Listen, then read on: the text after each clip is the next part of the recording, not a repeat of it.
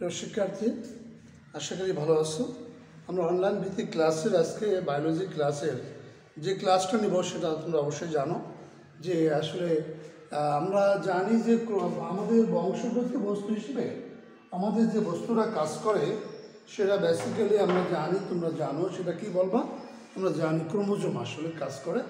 আমরা গতদিন ক্রোমোজোমটা সম্পর্কে কথা বলছিলাম, কিন্তু আমরা আসলে যদি আরও স্পেসিফিকগুলো দেখি তাহলে বেসিক্যালি আমাদের যে ক্রোমোজোমের গঠনে যে বস্তুটা থাকবে সেই বস্তুটা এই কাজটা নিয়ন্ত্রণে করে, সেটা কি নিউক্লিক অ্যাসিড।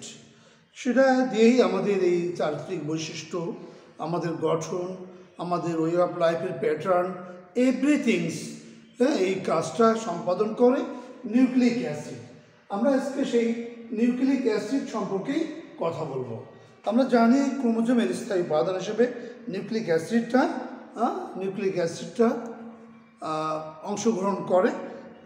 নিউক্লিক অ্যাসিড দেখো যে আমাদের নিউক্লিক অ্যাসিড সম্পর্কে প্রথমে মিশার একজন বিজ্ঞানী মিশার 1869 খ্রিস্টাব্দে উনি প্রথমে আমাদের পুঁজের মধ্যে একটা অ্যাসিডের বৈশিষ্ট্য পান, তার নাম দেন নিউক্লিন।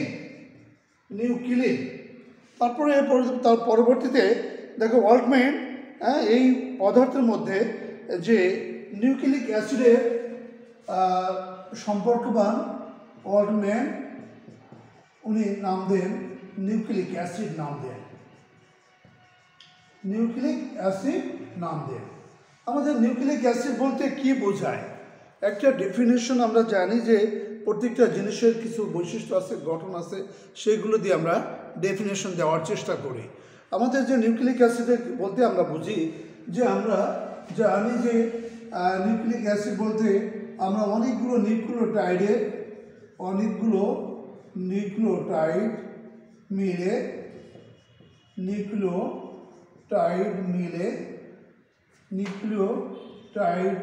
মিলে যে নিউক্লিক অ্যাসিড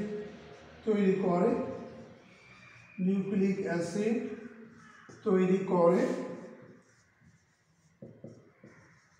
যেগুলো বংশগতি বস্তু আত্মপ্রজননশীল এবং প্রকরণ ও পরিব্যক্তি গঠনে অংশগ্রহণ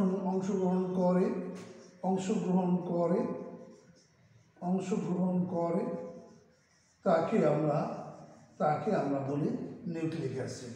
তাহলে আমরা বললাম যে নিউক্লিক অ্যাসিডের ডেফিনেশনটা যে নিউক্লিওটাইডের একটা পলিমারকে আমরা নিউক্লিক অ্যাসিড বলছি আমরা, এবং সেই নিউক্লিওটাইডের পলিমার হলে যে ওদের দিয়ে যে কাজটা হবে আইদার দা বংশগত বস্তু আমার মাদার্স থেকে আমার মধ্যে যে ক্যারেক্টার আসছে, অর্থাৎ পিতামাতার থেকে সন্তানের মধ্যে যে ক্যারেক্টারগুলো আসে সেটা কি বস্তুতে আসে? বাবা মার নিউক্লিক অ্যাসিড থেকেই তার সন্তানের মধ্যে যে এই বাবার বৈশিষ্ট্যগুলো নিউক্লিক অ্যাসিডের মাধ্যমে সন্তানের মধ্যে সঞ্চারিত হয়, যাকে বলি আমরা ইনহেরিটেন্স। তারপর দেখবো আত্মপ্রজননশীল সেলফ রিপ্রোডাক্টিভিটি আছে, তারা প্রকরণ তৈরি করে, পরিব্যক্তিতে অংশগ্রহণ করে, তাদেরকে আমরা বলি নিউক্লিক অ্যাসিড বলি আমরা। এখন প্রশ্ন হচ্ছে যে নিউক্লিওটাইড বা কি, বা how the formation of nucleotide কীভাবে গঠিত হয়? আমরা জানি যে এই যে নিউক্লিওটাইড গঠনে দেখো যে তিনটে উপাদান অংশগ্রহণ করে। আমরা একটা উপাদান হচ্ছে যে নাইট্রোজেনাস বেস। কি অংশগ্রহণ করে? Nitrogenous base. আমরা জানি নাইট্রোজেনাস বেস প্রথমত অংশ নেয় যে পেন্টোজ সুগার। কি অংশ নেয়? Pentose sugar. এখন পেন্টোজ সুগার, 2 নম্বর হচ্ছে নাইট্রোজেনাস বেস, 3 নম্বর হচ্ছে আমরা জানি ফসফরিক অ্যাসিড বা ফসফেট যাই বলি না কেন, এই 3টে উপাদান মিলে আমরা নিউক্লিওটাইড তৈরি করে, একক তৈরি করে নিউক্লিক অ্যাসিডের। তারা পরস্পর বন্ডের মাধ্যমে এরা ডাইস্টার বন্ডের মাধ্যমে যুক্ত হয়ে পলিনিউক্লিওটাইড যে গঠন লাভ করে, যেগুলো সুতাকার আইদার দা ক্রোমোজোমে থাকবে এবং বা ক্রোমোজোমের বহির্ভূতও থাকতে পারে, থেকে আমাদের বংশগত বস্তু হিসেবে বা প্রোটিন উৎপাদনে বা পরিব্যক্তি গঠনে অংশগ্রহণ করবে, তাকে আমরা নিউক্লিক অ্যাসিড বলি আমরা। এখন আসছে পেন্টোজ সুগারটা কি? পেন্টোজ সুগার হচ্ছে আমরা বলছি যে পেন্টোজ সুগার হচ্ছে আমরা 5 কার্বন বিশিষ্ট মনোস্যাকারাইড। 5 কার্বন সে আমরা দেখলাম C5H10O5, এটা হচ্ছে এক ধরনের পেন্টোজ সুগার, এক ধরনের কি পেন্টোজ সুগার। তাহলে আমরা যদি 5 কার্বন থাকে, কোনো শর্করায় যদি 5 কার্বন দিয়ে গঠিত হয়, তাহলে সেইটাকে আমরা কি বলি? Pentose sugar. কোন ধরনের শর্করা? মনোস্যাকারাইডগুলো, সরল কার্বোহাইড্রেটগুলো গঠনে যদি 5 কার্বন থাকে, তাহলে সেইটাকে আমরা বলি মনোস্যাকারাইড বলি আমরা। তাহলে পেন্টোজ সুগারের 5 কার্বন বিশিষ্ট মনোস্যাকারাইডগুলো অনেকগুলো হতে পারে, কিন্তু তার মধ্যে দুটো পেন্টোজ সুগার আছে যে পেন্টোজ সুগারের নিউক্লিক অ্যাসিডে গঠনে অংশ নেয়। একটা পেন্টোজ সুগারের অংশে আমরা যাকে বলি রাইবোজ, আর একটা আছে ডিঅক্সিরাইবোজ। এই দুটো পেন্টোজ সুগার আমাদের নিউক্লিক অ্যাসিড অংশ নেয়। তাহলে রাইবোজ আর প্রশ্ন কি রাইবোজ আর ডিঅক্সিরাইবোজ কি দুটোই একসাথে নিউক্লিক অ্যাসিডের গঠনে অংশ নেয় কি না? না, যদি একটা রাইবোজ একটা নিবে, রাইবোজ যদি কোনো নিউক্লিক অ্যাসিড অংশ গঠনে থাকে, তাহলে সেই নিউক্লিক অ্যাসিড হবে আরএনএ। আর যদি নিউক্লিক অ্যাসিড গাঠনিক অংশ ডিঅক্সিরাইবোজ হয়, তাহলে সেই নিউক্লিক অ্যাসিড হবে ডিএনএ। তাহলে আমরা একটা স্পষ্ট কনসেপশন হলো যে রাইবোজ ভিত্তিক যে নিউক্লিক অ্যাসিড সেটা নিউক্লিক অ্যাসিডটা হচ্ছে আরএনএ, এবং আর ডিঅক্সিরাইবোজ ভিত্তিক যেটা সেটা ডিএনএ। তাহলে এখানেই আমরা নিউক্লিক অ্যাসিড কয় প্রকার? 2 প্রকার। আরএনএ এক প্রকার আর ডিএনএ আরেক প্রকার। এখন আমাদের যে পেন্টোজ সুগারের কথা বললাম, যেটা আমরা বলছিলাম যে এটা সংকেত C5H10O5, এটা সংকেত আছে C5H10O4।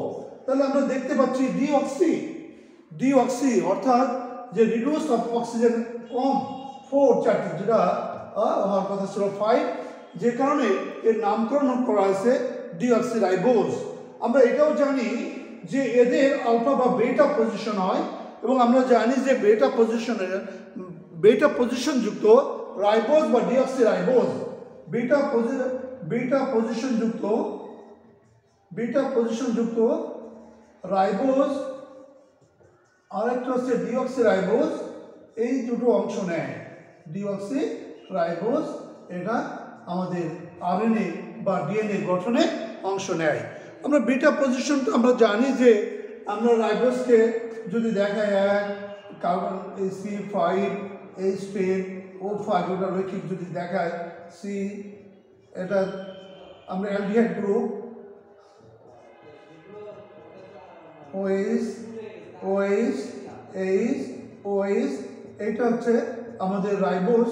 আর যদি ডিঅক্সিরাইবোজ দেখায়, তাহলে আমাদের আসে দেখো যে এটা আসবে যে C5H10O4, এটা 1 2 3 4 5, এটা অ্যালডিহাইড।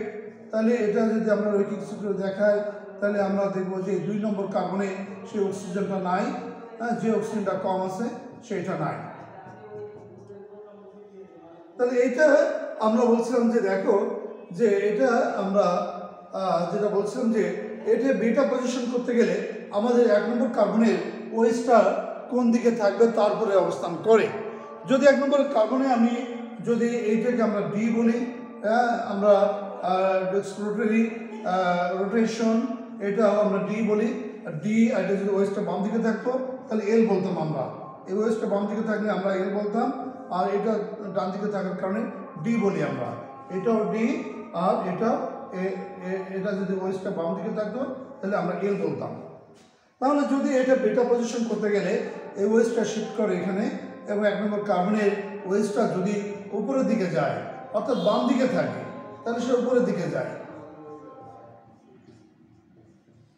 তাহলে 1 নম্বর কার্বনের দেখো যে ওএইচটা কোন দিকে, বামে গেলে উপরের দিকে যায় এবং এটা বেটা হয়ে যায়। তাহলে বামে আমরা জানি যে ডানে থাকলে নিচেই, বামে থাকলে উপরে, বামে থাকলে উপরে।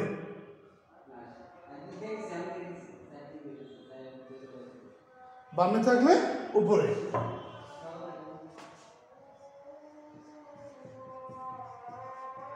বামে থাকলে উপরে।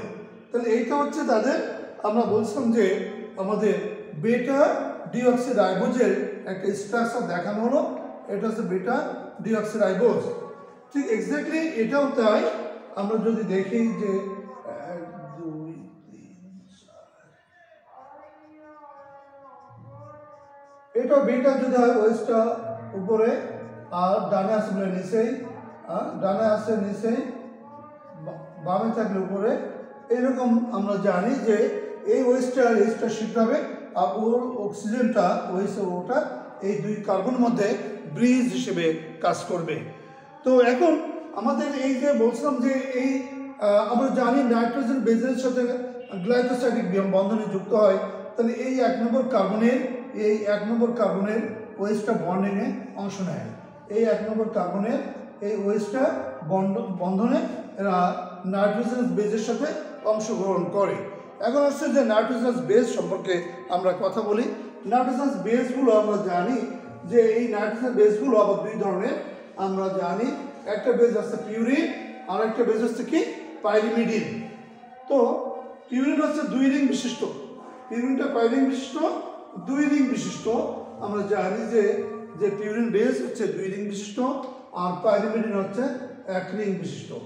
পিউরিন আর একটা হচ্ছে পাইরিমিডিন। পাইরিমিডিন পিউরিন হচ্ছে দেখো অ্যাডেনিন, আর একটা হচ্ছে গুয়ানিন। অ্যাডেনিন এ, গুয়ানিনের জি। আর পাইরিমিডিন 3টা, তার মধ্যে 2টো অংশ নেয়, 3টা সাইটোসিন, থায়ামিন, ইউরাসিন। আমাদের একটা মোট 5টি, তার যে কোনো নিউক্লিক অ্যাসিডে আইদার ডিএনএ হতে পারে অর আরএনএ হতে পারে। এই 5টার মধ্যে 4টা নাইট্রোজেনাস বেজ অংশ নেয়। তাহলে কোনটা পরিবর্তে কোনটা অংশ নেয়? আমরা যেটা দেখলাম যে 1 রিং বিশিষ্ট যেটা পাইরিমিড আছে, সেটা যদি থায়ামিন বসে তাহলে ডিএনএ হবে, আর যদি ইউরাসিল হয় তাহলে আরএনএ হবে। তাহলে এটা ডিএনএ হচ্ছে, ডিএনএ ক্ষেত্রে থায়ামিন, আরএনএর ক্ষেত্রে ইউরাসিল বসে। এখন আমরা দেখব যে 2 রিংয়ের সাথে আমরা আগেই বলেছি যে আইদার দ্য রাইবোজ হতে পারে অর দ্য ডিঅক্সিরাইবোজ হতে পারে। রাইবোজ হতে হলেও তার 1 নম্বর কার্বনের সাথে নাইট্রোজেন বেসগুলো বন্ড তৈরি করে। 1 নম্বর কার্বনের ওয়েস্টটা, 1 নম্বর কার্বনের ওয়েস্টটা বন্ডিংয়ে অংশগ্রহণ করে। তাহলে নাইট্রোজেনের কয় নম্বর কার্বনের কয় নম্বর সাথে যুক্ত হতে পারে? না, পিউরিন হচ্ছে 2 রিং। তাহলে 2 রিংয়ের আমরা যদি দেখাই তাহলে এইটা 1, এই 1 2 3 4 5 6 7 8 9, এই 9 নম্বরের যে এলিস গ্রুপ আছে এই হাইড্রোজেনের সাথে 1 নম্বর কার্বনের আমরা যদি দেখাই, 1 নম্বর কার্বনের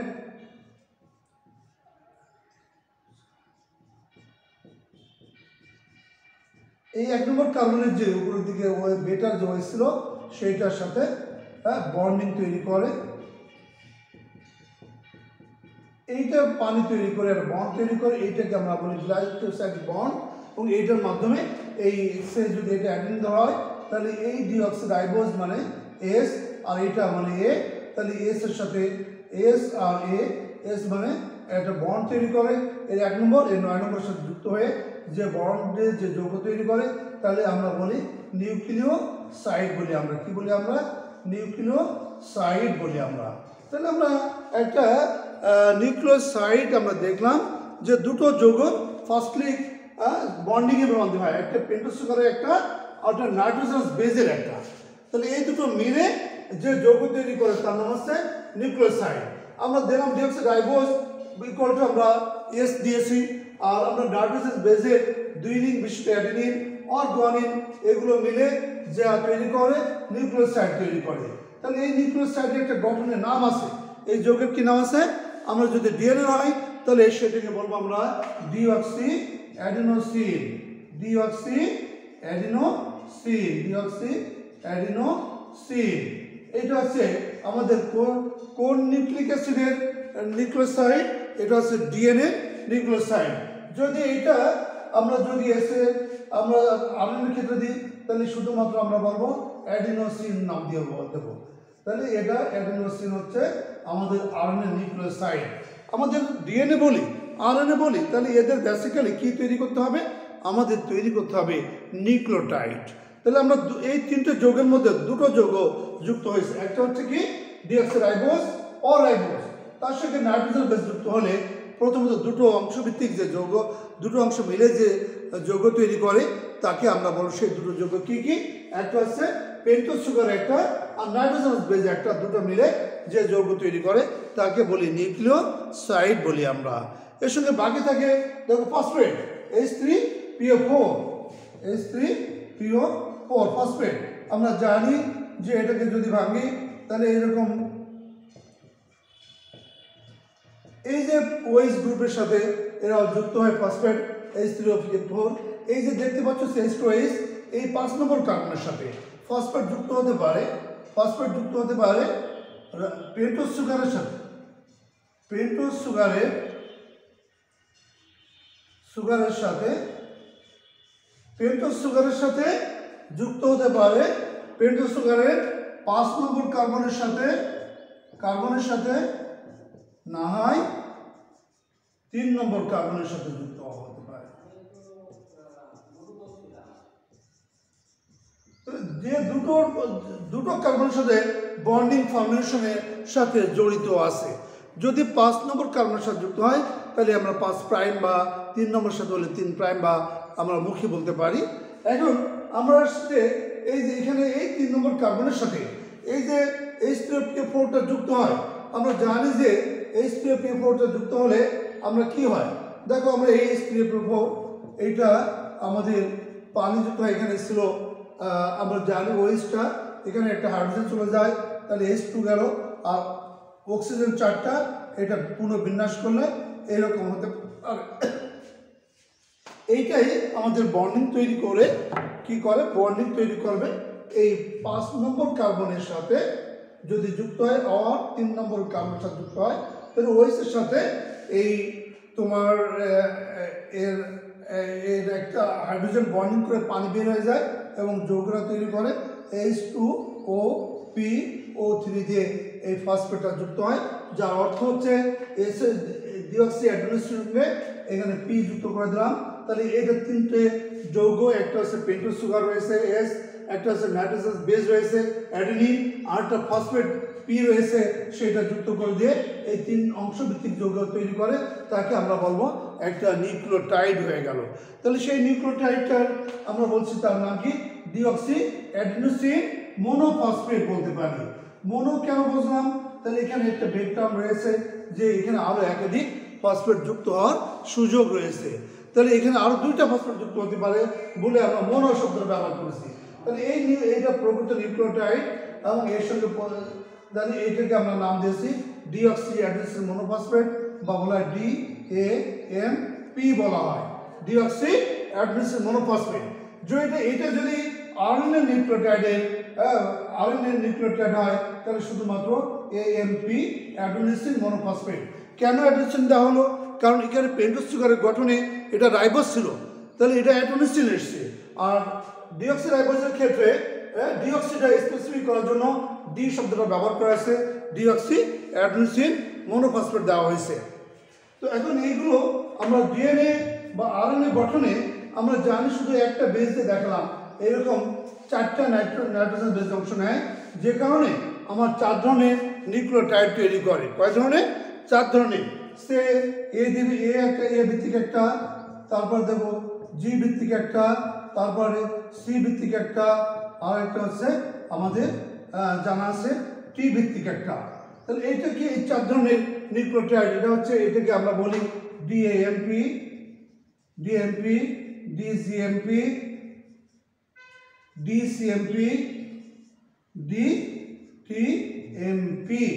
এই যে 4 ধরনের নিউক্লিওটাইড তৈরি করে ডিএনএ এর ক্ষেত্রে, এই 4 ধরনের নিউক্লিওটাইড দিয়েই আমাদের একটা নিউক্লিওটাইডের সাথে একটা নিউক্লিওটাইড যুক্ত হয়ে পলিনিউক্লিওটাইড তৈরি করে যে গঠন স্ট্রাকচারে দেখা যায় দৃশ্যতাকার গঠন তৈরি করবে, সেটা ডিএনএ তৈরি করবে।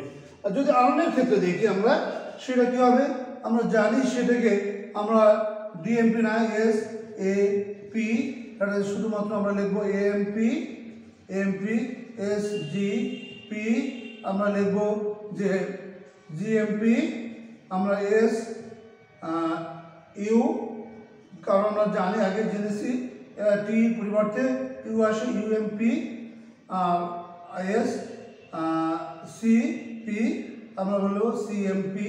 এইরকম চার ধরনের নিউক্লিওটাইড অংশ নিয়ে আমাদের আয়দার এই নিউক্লিওটাইড টু নিউক্লিওটাইড যুক্ত হবে এবং পলিনিউক্লিওটাইড তৈরি করে সুতাকার গঠন তৈরি করবে। এরা যেটা তৈরি করবে 100 টাকার, আর এরা যেটা তৈরি করবে 200 টাকার মিলে একটা ডিএনএ তৈরি করবে। আমরা এখন আসব যে ডিএনএগুলো কীভাবে আমাদের ডিএনএ কীভাবে তৈরি হয় সেগুলো মূল স্ট্রাকচার দেখাবো। আমরা দেখো নিউক্লিক অ্যাসিড শিখছি, আমরা শিখছি যে নিউক্লিওসাইড কাকে বলে, আর আমরা দেখছি নিউক্লিওসাইডের সাথে ফসফেট যুক্ত হয়ে কীভাবে নিউক্লিওটাইড তৈরি করে। এখন আমাদের যে কথা বলছিলাম যে আমরা আসছি যে ডিএনএ এবং আরএনএ। প্রিয় শিক্ষার্থী, আমরা আজকে যেটা ডিসকাশন করলাম আমরা কি নিউক্লিক অ্যাসিড সম্পর্কে। নিউক্লিক অ্যাসিডের ক্রোমোজোমে থাকে, আমরা দেখলাম নিউক্লিক অ্যাসিড গাঠনিক উপাদান, আমরা দেখলাম নিউক্লিক অ্যাসিড 2 প্রকার ডিএনএ আরএনএ, আমরা শিখলাম নিউক্লিওসাইড কি, আমরা শিখলাম নিউক্লিওটাইড, আর নিউক্লিওটাইড টু নিউক্লিওটাইড বন্ডিংয়ের মাধ্যমে পলিনিউক্লিওটাইড আমরা শিখলাম। ডিএনএর গাঠনিক যে মূল স্ট্রাকচার কথা, বেসিক যে তথ্যগুলো আজকে দিয়েছি, আগামী দিন এই তথ্যগুলো কীভাবে নিউক্লিক অ্যাসিড গঠন অংশ নেয় সেটা জানাবো। আশা করি ভালো লাগছে এবং আগামী দিন ভালো থাকো। আমরা আগামী দিন ক্লাসে অংশগ্রহণ করো এবং বাসায় পড়ো, ভালো থাকো। আল্লাহ হাফেজ।